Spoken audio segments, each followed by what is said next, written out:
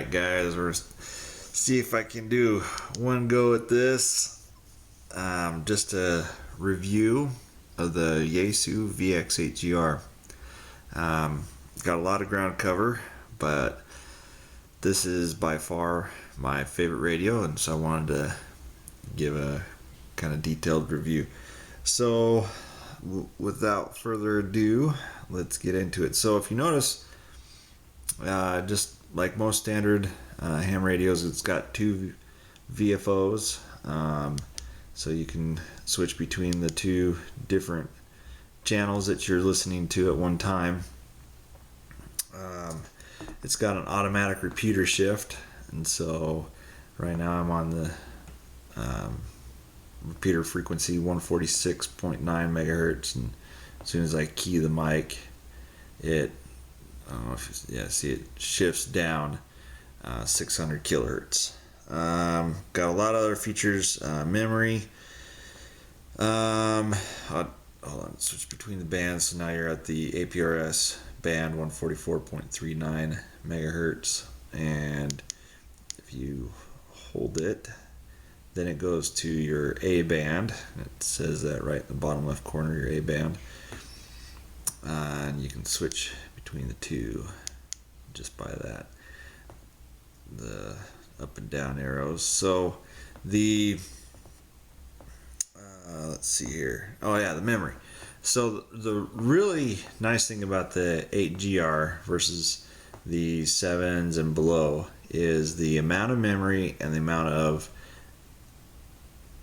text that you can tag to that memory. And so if you notice, all the channels I've tagged with the county and the CTCSS tone that you would need to transmit on that frequency in order to action the repeater. So for Weber County here in Utah, there's a repeater that has a tone of 123 hertz. The way you do that, just press the function key and go to sequence type, turn it to tone, press it again, so now we got that tone, and function code, and we turn it to 123.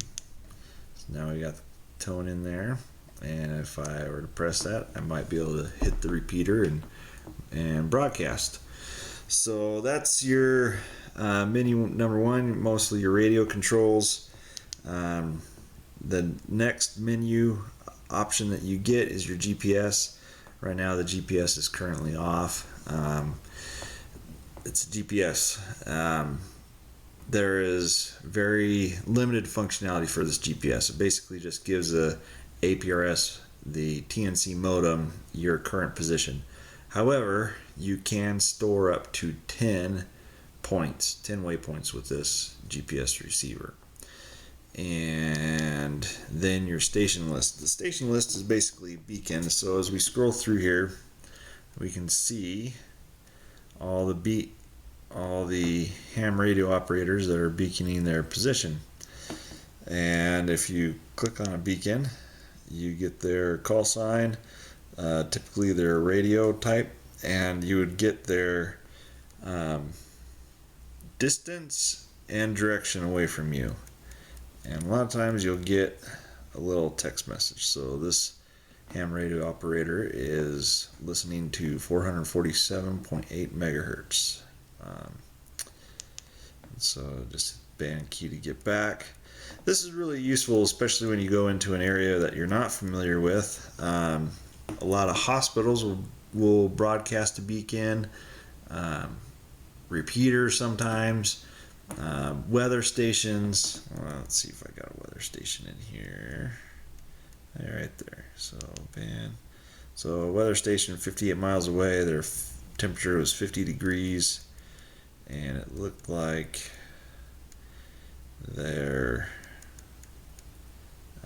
barometer temperature is 1001. Gusts up to 19 miles an hour. Wind speed 9 miles an hour. So it looks like a storm front's coming in. So hit the band key and get back to our beacons here. So The beacon, you can beacon yourself. Right now, let's see if I can beacon. And right now I'm using a stored waypoint as my current location, just for battery's sake. And just press the transmit. Maybe it won't let me do it. Should.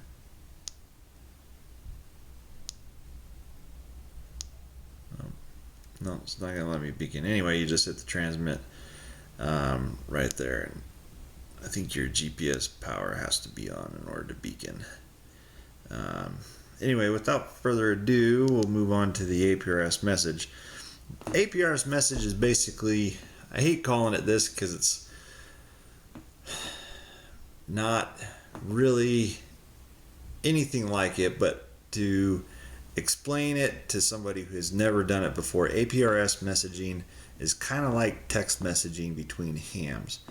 So I can send an APRS message from my radio, and it will hit the nearest digit. If I can hit a digipeater, the digipeater will route my message to the other ham radio, so long as the other ham radio has been registered at a digipeater as well.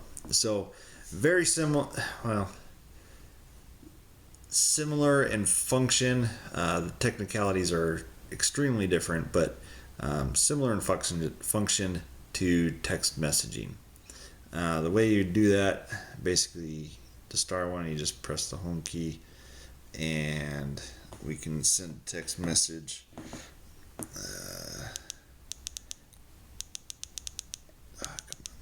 Okay, this is just one person I saw beaconing out there.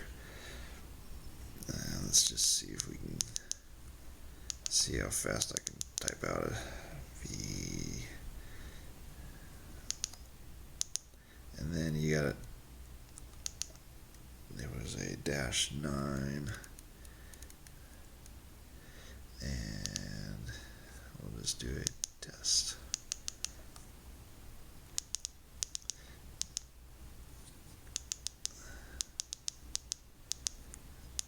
Oh, come on. There we go. All right, now let's see if we can.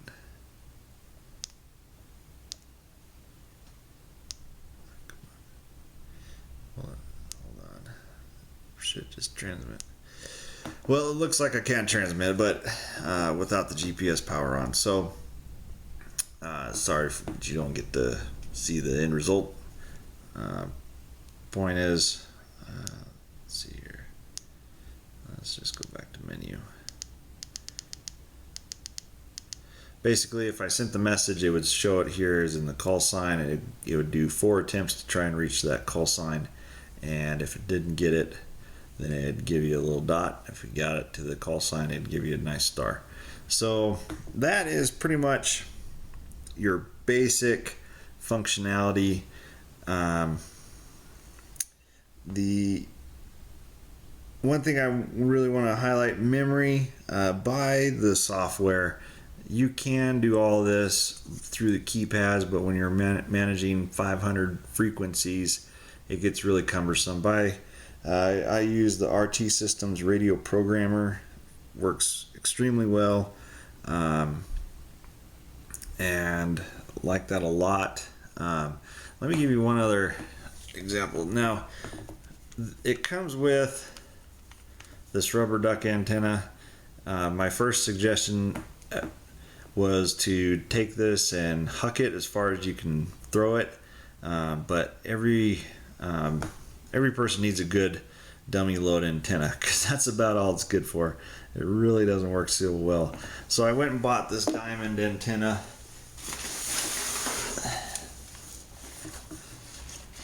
and wired it up with just a short cable.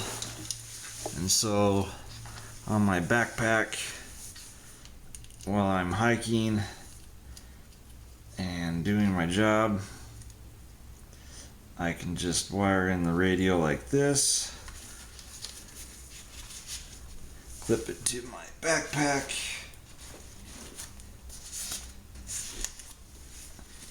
And voila, there I have integrated comms. By the way, this is a Gray Ghost backpack. I did a review on it. Love it a lot. Works extremely well in the field for my profession. And I think that's about it. Hit just over 10 minutes. Sorry for the length, but I hope I covered everything. Thanks.